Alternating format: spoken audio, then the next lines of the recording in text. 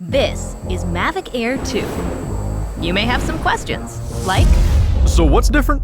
well, let's start with the larger sensor.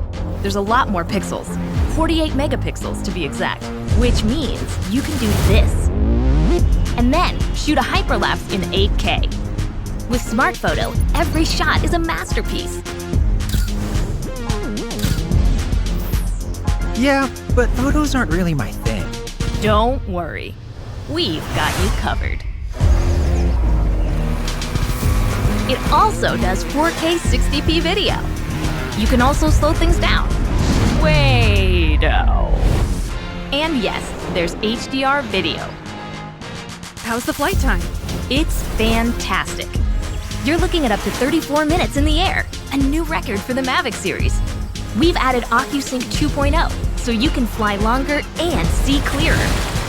What if I'm not a great pilot? That's where Focus Track comes in, so you can fly like a pro.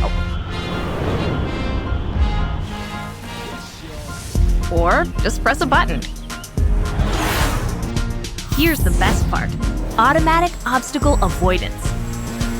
Okay, but what do I do with all these shots? Here's an idea.